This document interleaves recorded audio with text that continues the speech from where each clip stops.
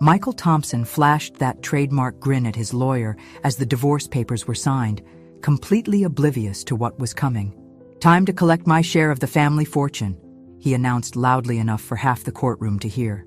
His attorney actually laughed with him like they were sharing some private joke about taking candy from a baby.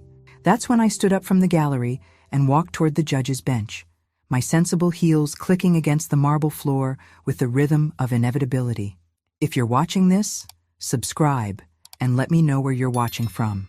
I'm Eleanor Whitman, 67 years old, and I've been waiting 4 years for this exact moment. You see, while Michael thought he was about to cash in on my family's hard-earned wealth, I was about to cash in on something far more valuable: justice. The envelope in my hand contained a document that would turn his victory lap into a perp walk, and frankly, I was enjoying every second of his ignorance.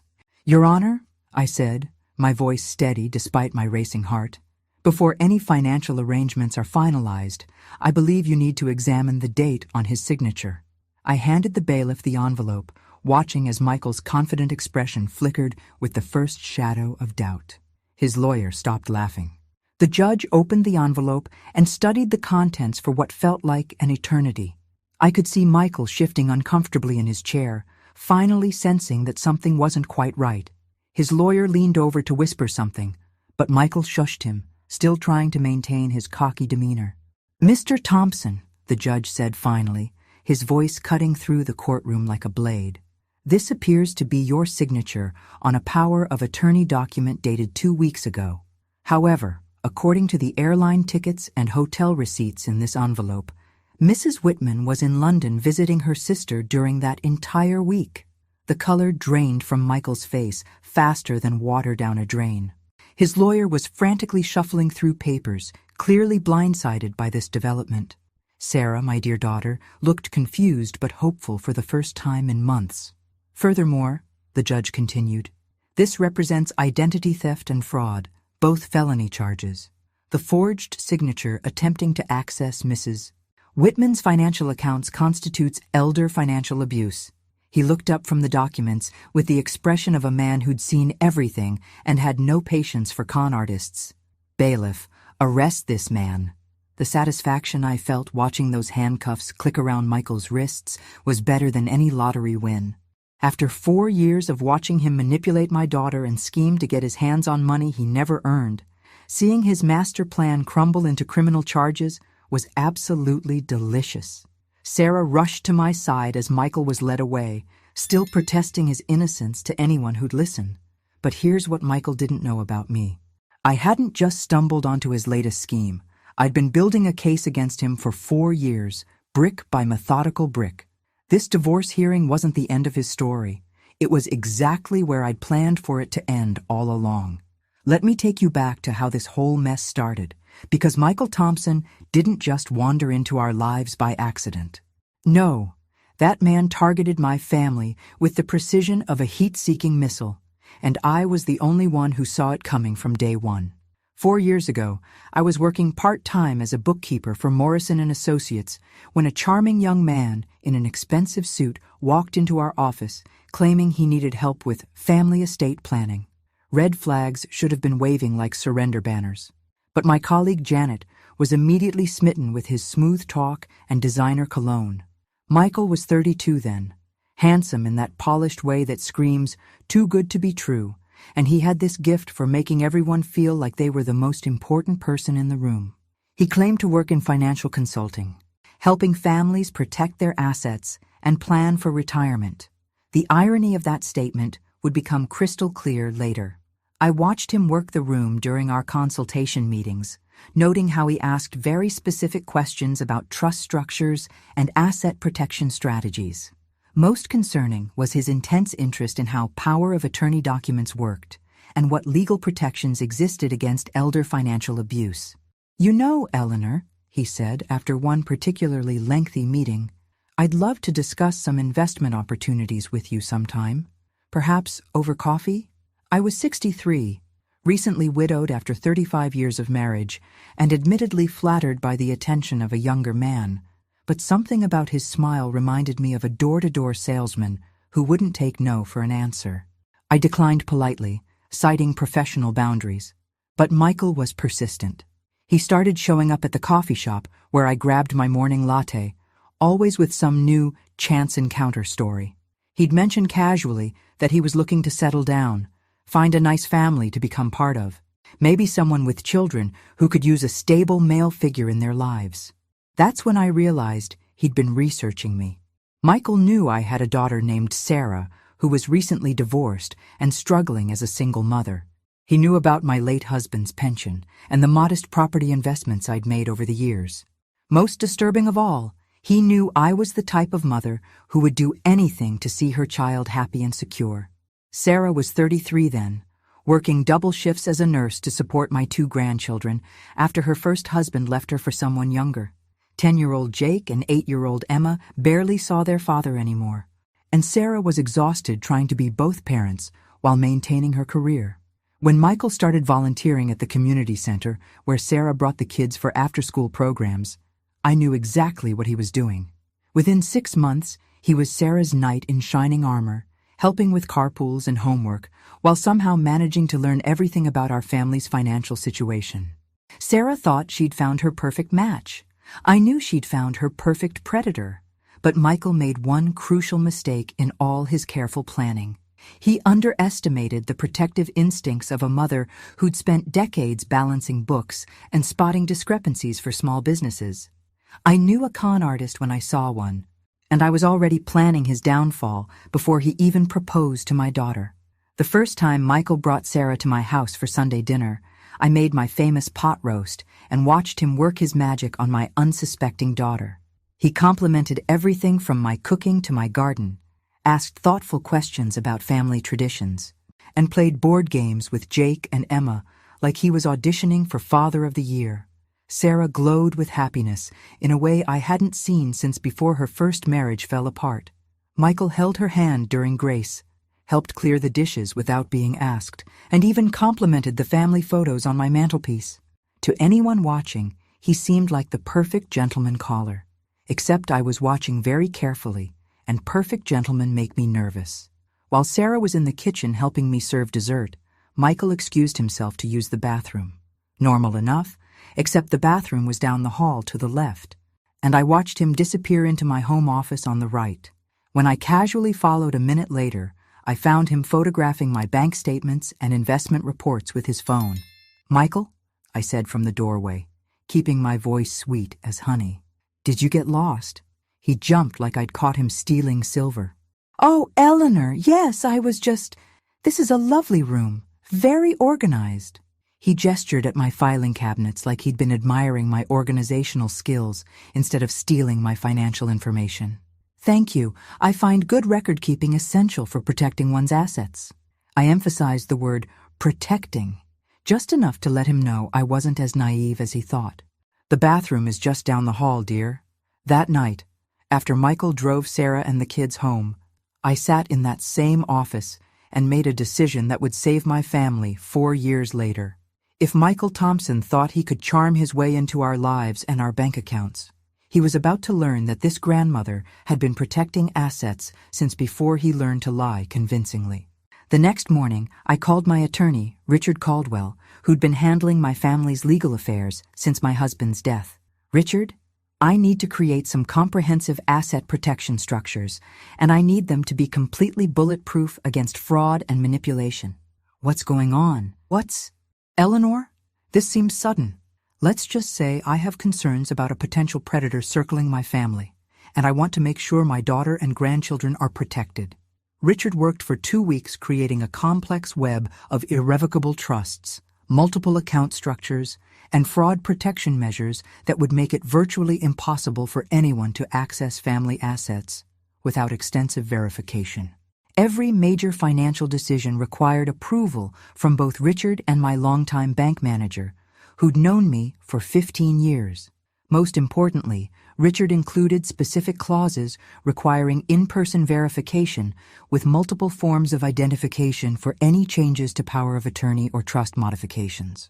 Any attempt to forge signatures or modify documents would automatically trigger fraud alerts and freeze the accounts until proper legal review could be completed. This is extremely thorough. Richard said when we finished.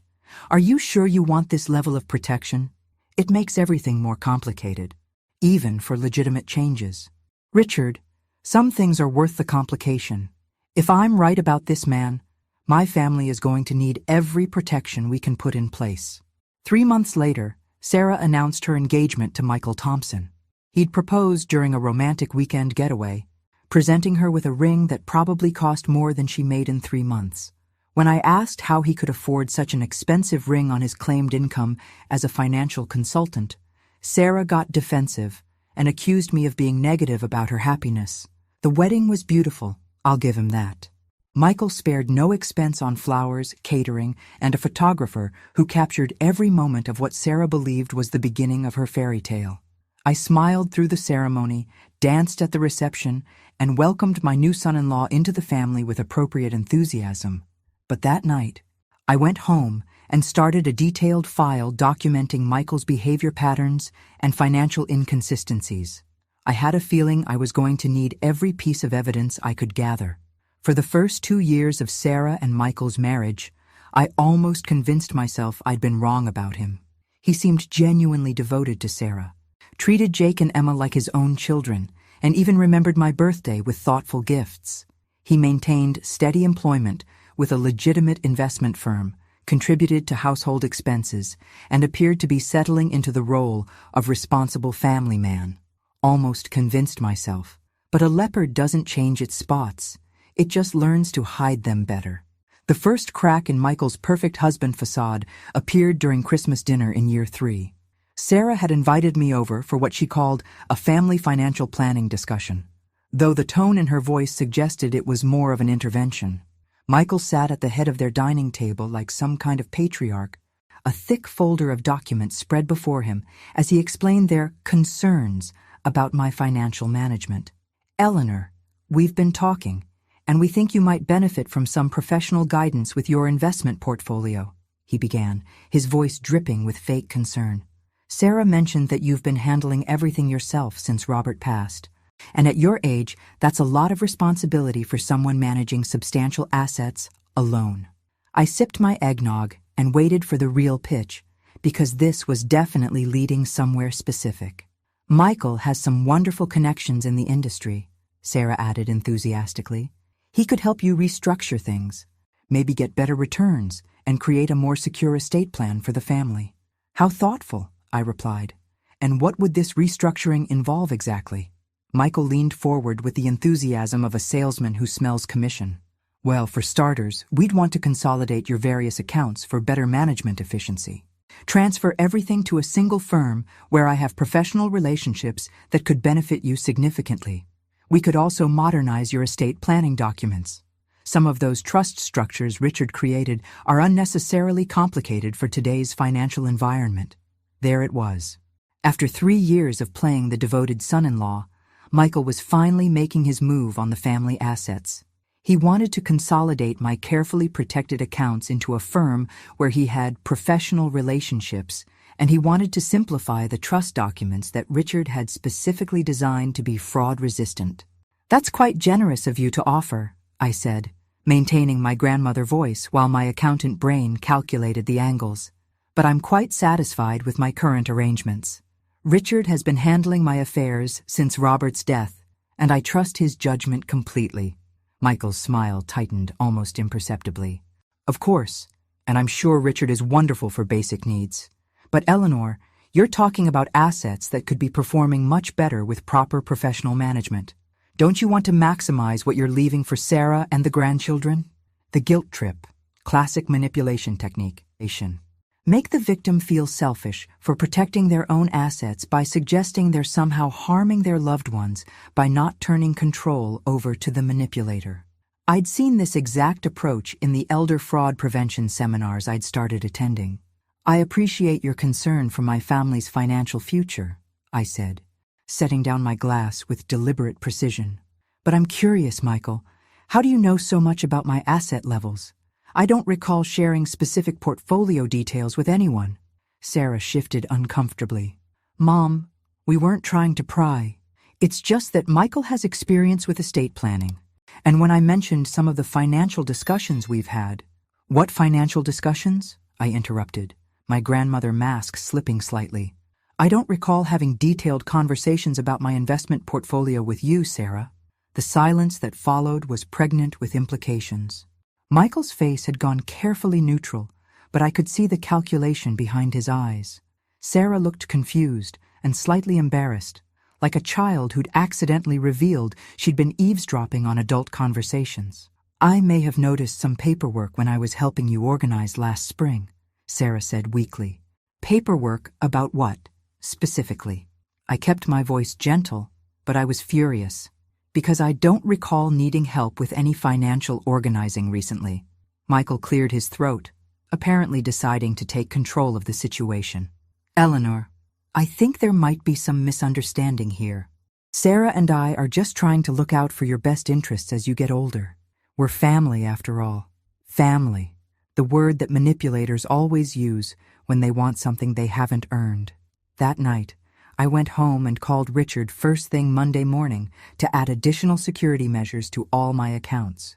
2 days after that uncomfortable Christmas dinner, I did something I'd never imagined doing in my 66 years. I hired a private investigator, not because I enjoyed being suspicious of my son-in-law, but because protecting my family required knowing exactly what kind of person had married into it. Patricia Morgan came highly recommended by Richard's law firm as someone who specialized in background investigations and financial fraud cases.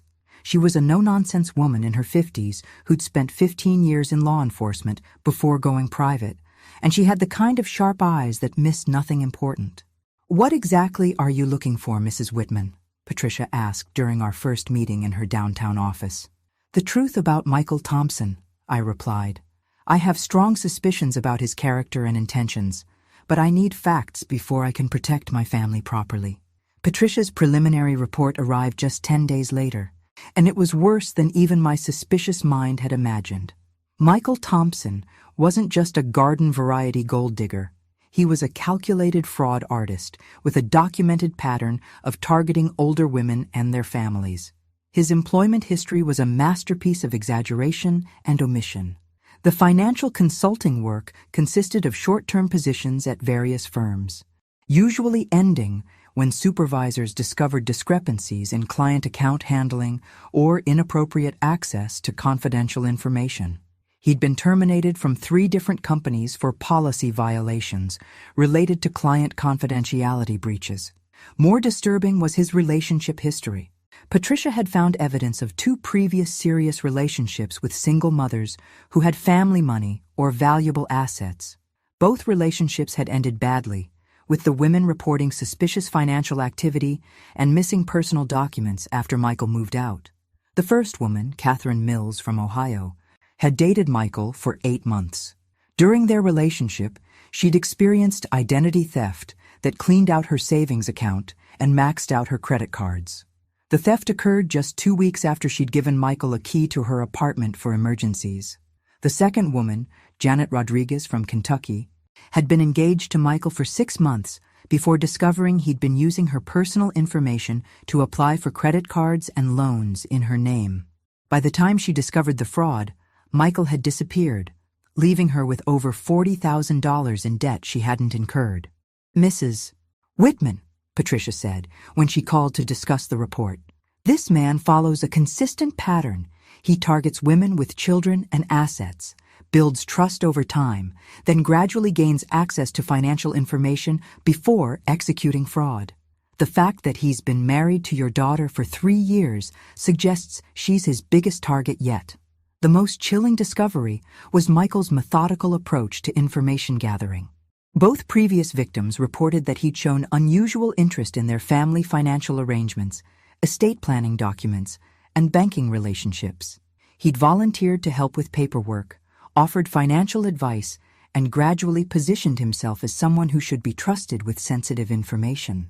I sat in my kitchen that night, staring at Patricia's report and feeling sick about what this meant for Sarah and my grandchildren. Michael hadn't just fallen in love with my daughter. He'd been studying our family for years, learning our vulnerabilities and planning his approach to our assets. The next morning, I made a decision that would change everything.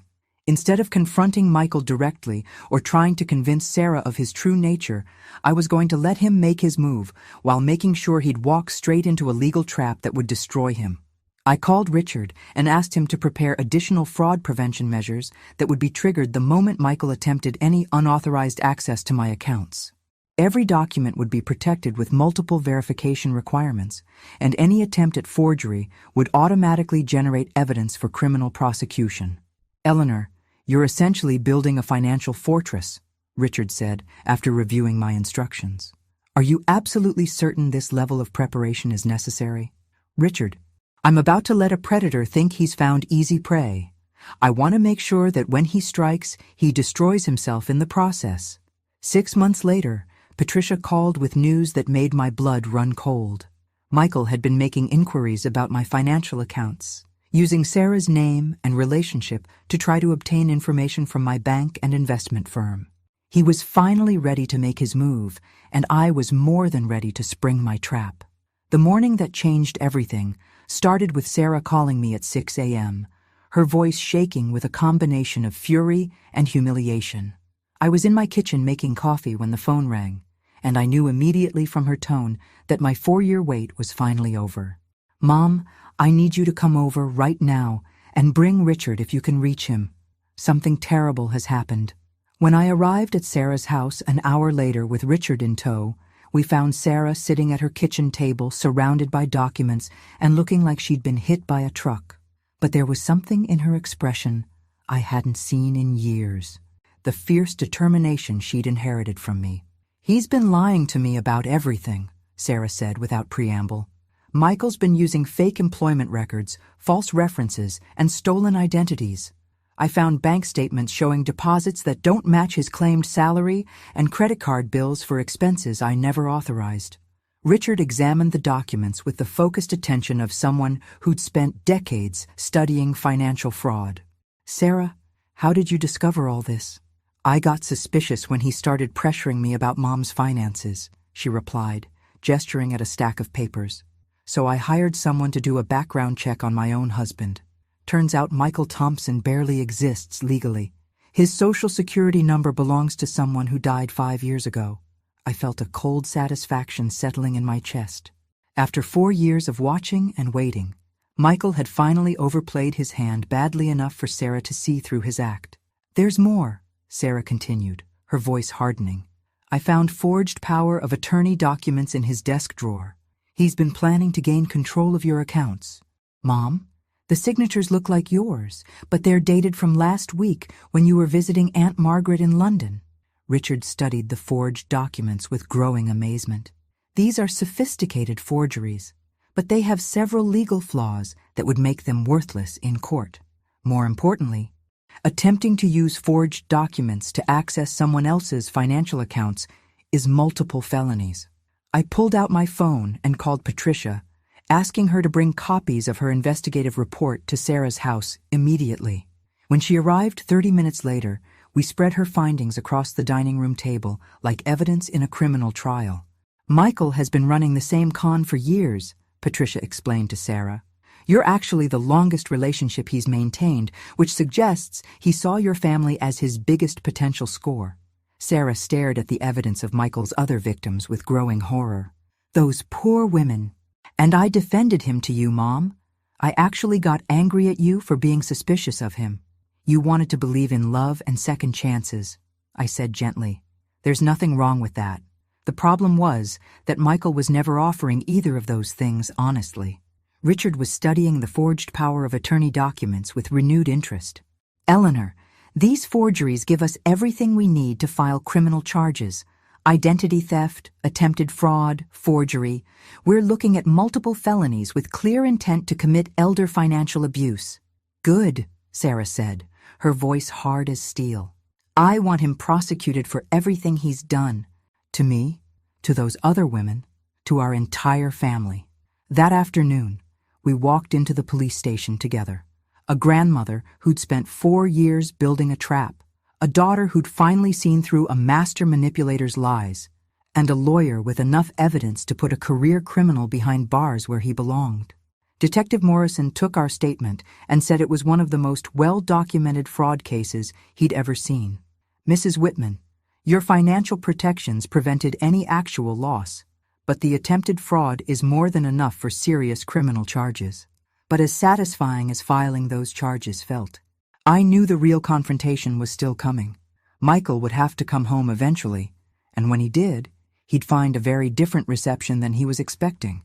Because after 4 years of patient preparation, this grandmother was finally ready to spring her trap and watch a predator destroy himself completely. Michael walked into his house that evening, expecting to find his usual welcoming committee. Sarah making dinner, kids doing homework, and domestic bliss masking his carefully orchestrated con. Instead, he found 3 adults sitting in his living room like a tribunal of justice, surrounded by evidence of his fraudulent life spread across the coffee table like a poker hand he couldn't bluff his way out of. The look on his face when he saw all those documents was absolutely priceless. Pure panic followed by the rapid mental calculation of someone trying to figure out which lie to tell first. His eyes darted from the forged power of attorney to the background investigation reports to Sarah's tear-stained but determined face. "Sarah, honey, what's going on here?" he said, setting down his briefcase with the careful movements of someone approaching a ticking bomb. "Why is everyone looking so serious?" "Michael Thompson," I said, my voice sweet as honey but sharp as steel. "Or should I say Michael Patterson? It's getting hard to keep track of which identity you're using to commit fraud this week." Sarah stood up, and I'd never been prouder of my daughter's backbone. "Don't even think about lying to me anymore, Michael. I know about the forged documents. I know about Catherine Mills and Janet Rodriguez. And I know about what you tried to do to my mother." Michael's charming facade cracked completely. The warm smile disappeared, revealing something cold and calculating underneath. "You have no idea what you're dealing with here, Sarah. Your mother is a paranoid old woman who's been sabotaging our marriage from day one because she can't stand seeing you happy." "Excuse me?" I said, standing up and facing him directly. "I'm paranoid? That's rich, coming from a man who's been photographing my financial documents and forging my signature to steal my life savings. That's not what happened." "Oh, but it is exactly what happened," I continued, enjoying the way his face went pale. "Did you really think I didn't notice you snooping through my office during your first visit? Did you think I was just some doddering grandmother who wouldn't recognize a con artist when I saw one?" Michael's strategy shifted to aggressive denial, probably his last-ditch effort to regain control. "These are all misunderstandings. Paperwork errors. You're making me sound like some kind of criminal over simple mistakes." Richard cleared his throat and held up the forged power of attorney documents. "Michael, these aren't paperwork errors. These are felony forgeries with clear intent to defraud a senior citizen. The penalties for elder financial abuse in this state are quite severe." "My legal situation?" Michael laughed, but it sounded forced and desperate. "What legal situation? You can't prove criminal intent from some disputed signatures." Richard smiled the way a chess master smiles when announcing checkmate. "Actually, we can prove intent quite easily. You see, Eleanor was in London visiting family when you allegedly witnessed her signing these documents. We have passport stamps, hotel receipts, and restaurant bills proving she was 3,000 miles away from your supposed notary appointment." The reality of his situation finally seemed to sink in. Michael looked around the room like a trapped animal, calculating escape routes and finding none. "This is all circumstantial. You can't prove I forged anything." "Actually," Patricia said, opening another folder, "your signature patterns are remarkably consistent across multiple fraud attempts. I've been in touch with Catherine Mills and Janet Rodriguez. They're both very interested in pressing charges for what you did to them as well." Michael's last thread of composure snapped completely. Those women knew exactly what they were getting into. They were willing participants in everything that happened. The admission hung in the air like a confession written in neon. Sarah closed her eyes, probably processing the reality that she'd been married to a man who saw vulnerable women as willing victims of his financial schemes. "Well," I said, straightening my cardigan with satisfaction, "I think we've heard enough. Richard, shall we proceed with filing those charges?" "Wait!" Michael said desperately. "Sarah, think about this. We have a good life together. I love you and the kids. Don't let your mother destroy our family over some business disagreements." Sarah looked at him for a long moment, and I saw the exact instant when her last fragment of love for him died completely. "You destroyed our family the moment you decided to use us as pawns in your con game." "Michael, I'm just brave enough to admit it's over." 2 days after our confrontation with Michael, Detective Morrison called with news that made my methodical planning feel even more justified. What we'd uncovered wasn't just an isolated case of attempted fraud. It was part of a pattern that had been damaging families across 3 states for nearly a decade. "Mrs. Whitman, I need you and your daughter to come in for a follow-up interview," Detective Morrison said. "We've been in contact with authorities in Ohio and Kentucky, and this case has some elements that require coordinated prosecution efforts." "What kind of elements?" I asked, though honestly, nothing about Michael could surprise me anymore.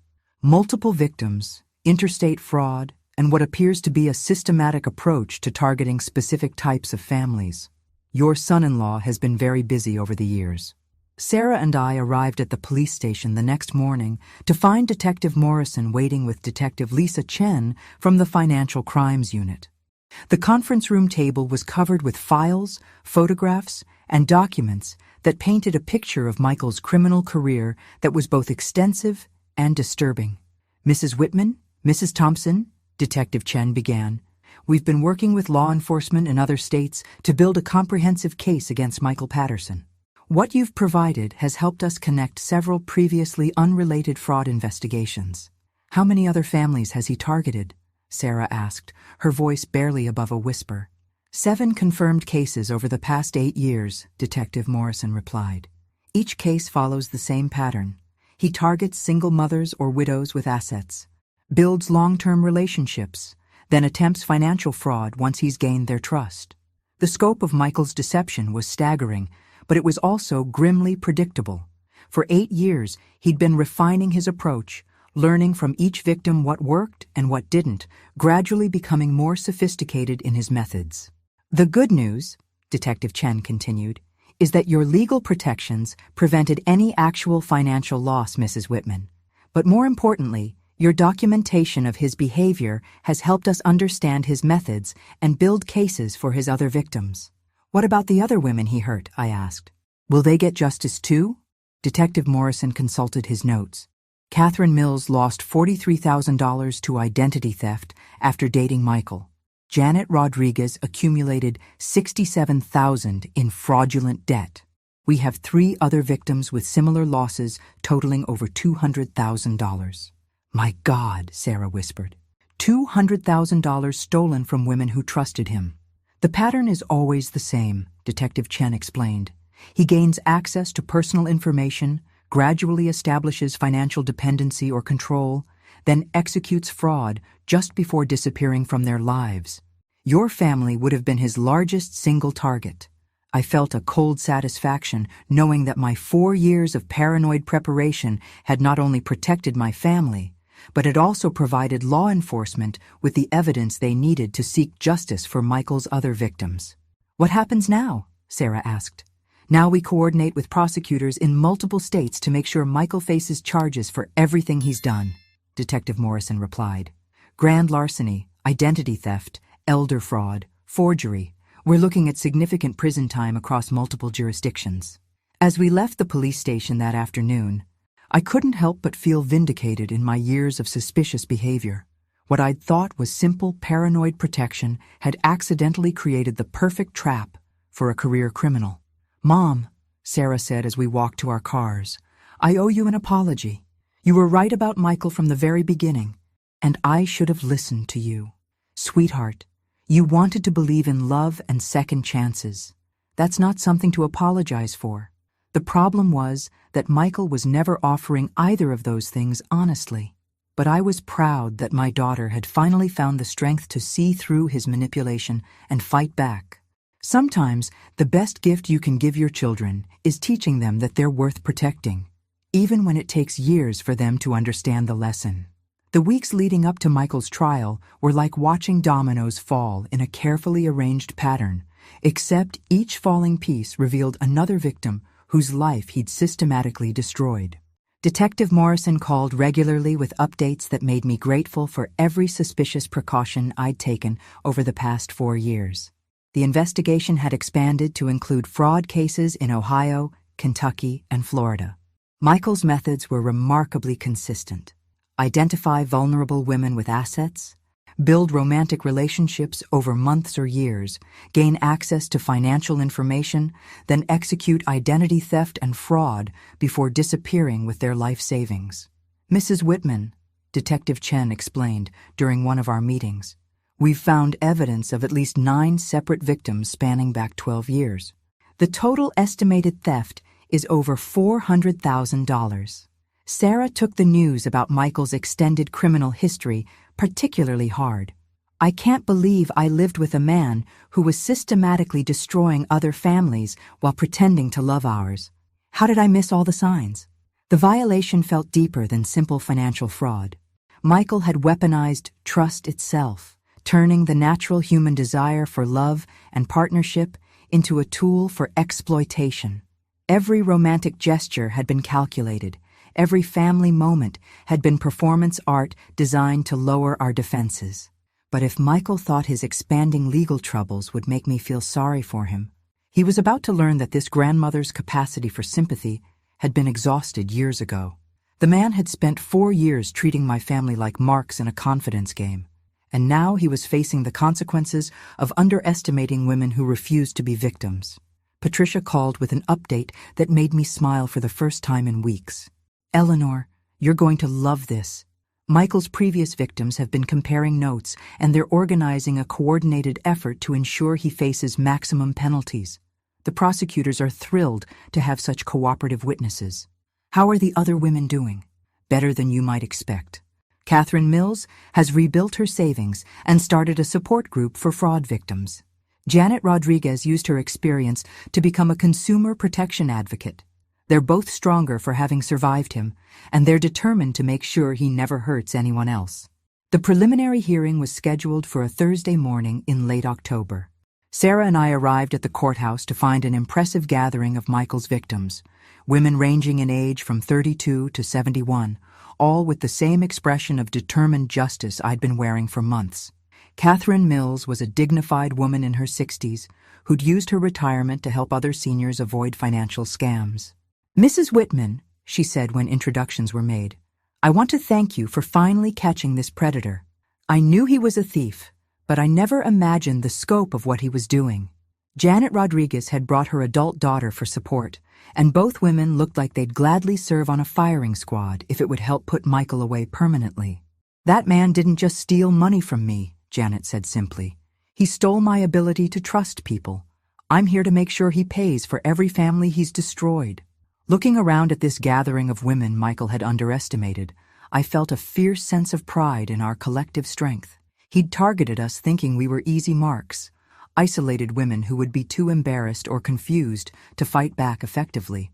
Instead, he'd created an army of highly motivated prosecutors who'd spent years documenting his crimes and building ironclad cases against him. Michael's preliminary hearing lasted exactly 23 minutes. His court-appointed lawyer entered a plea of not guilty to all charges, but the judge set bail high enough that Michael's face went white when he heard the amount. As he was led back to his cell, he caught sight of our group sitting in the gallery. The look he gave us was pure hatred mixed with disbelief. After years of successful manipulation, he still couldn't understand how his foolproof con had turned into a multi-state prosecution with cooperative victims building cases against him. See you at trial, Michael, I called out sweetly as the bailiff escorted him away. 2 weeks before Michael's trial was scheduled to begin, Sarah made a decision that surprised everyone, including herself. She filed a civil lawsuit against Michael for fraud, emotional distress, and financial damages, seeking restitution not just for our family, but for all his victims who might never recover their stolen money. I want to make sure he can never profit from what he's done to any of us, Sarah explained as we sat in Richard's office reviewing the civil complaint. Even if he serves prison time, I don't want him getting out in a few years and starting over with some new victim. Richard had been working with prosecutors and victim advocates to create a comprehensive case that would address both criminal justice and financial recovery. Sarah, this civil action could result in permanent liens against any assets Michael has hidden, plus future earnings garnishment. It's an excellent strategy for long-term protection. The civil discovery process had uncovered assets that Michael had hidden in various accounts under different names. He'd been more successful over the years than any of us had realized, accumulating over $200,000 through his various fraud schemes, money that rightfully belonged to the women he'd stolen it from. The beauty of filing civil charges alongside criminal prosecution, Richard explained, is that even if Michael tries to hide assets or declare bankruptcy, the fraud judgments will follow him for the rest of his life. 3 days before the trial, Detective Morrison called with final updates that made our preparation feel like divine intervention. The prosecution had built such a comprehensive case that Michael's attorney was reportedly trying to negotiate a plea agreement to avoid trial. "What kind of plea deal?" I asked, though I hoped the answer would be none whatsoever. 25 years in state prison, full restitution to all victims, and permanent prohibitions against access to financial services or employment in positions involving trust or financial responsibility, Detective Morrison replied. The prosecutor is inclined to accept because it guarantees justice without putting the victims through a difficult trial. Sarah and I discussed the plea offer extensively. Part of me wanted the satisfaction of watching Michael face a jury and hear every detail of his crimes read aloud in court. But the practical part of me recognized that a guaranteed 25-year sentence would protect other potential victims while ensuring he spent the most productive years of his remaining life in prison. "I think we should accept the plea," Sarah said finally. "I don't need to hear him make excuses or watch him try to manipulate a jury. I just want him gone from our lives permanently." The plea hearing was scheduled for a gray Monday morning in November. Michael sat at the defendant's table looking like a man who'd finally realized that his charm and manipulation skills were worthless against documented evidence and cooperative victims. When the judge asked if he understood the charges and consequences, Michael's voice was barely audible. "Yes, Your Honor." "And do you admit guilt to the charges of grand larceny, identity theft, elder fraud, and conspiracy to commit financial crimes across multiple jurisdictions?" Michael glanced back at our group sitting in the gallery, his expression a mixture of defeat and lingering resentment. "Yes, Your Honor." The judge's sentencing was swift and comprehensive. 25 years in state prison, restitution of $437,000 to his victims, and lifetime restrictions on financial employment or access to other people's personal information. As the bailiff led Michael away in shackles, he didn't look back at us again. His career as a professional predator was finally over, and he would spend the next quarter-century learning what it felt like to be powerless in an environment where charm and manipulation were useless currencies. 6 months after Michael's sentencing, I received a letter that brought unexpected closure to our 4-year ordeal. It came from Catherine Mills, the first woman Michael had defrauded, and it contained news that made all my years of suspicious preparation feel like divine providence. "Dear Eleanor," the letter began, "I wanted you to know that the restitution fund has been distributed to all of Michael's victims. Thanks to your civil lawsuit and the asset recovery efforts, every woman he stole from has received full compensation for their losses." Catherine went on to explain that the recovered money, combined with the sale of assets Michael had purchased with stolen funds, had created a victim compensation fund that exceeded what anyone had hoped for. Each woman who'd been defrauded would receive not only their original losses, but additional compensation for emotional distress and financial hardship. More importantly, Catherine had used her experience to establish a non-profit organization dedicated to educating older adults about financial fraud and romance scams.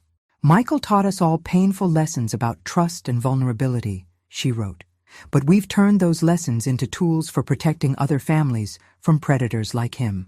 Sarah and I were invited to the organization's first annual conference, where fraud survivors shared their stories and law enforcement officials provided education about recognizing and preventing financial exploitation. Standing in that room full of strong women who'd refused to let one man's cruelty define their futures, I felt profound pride in what we'd accomplished together.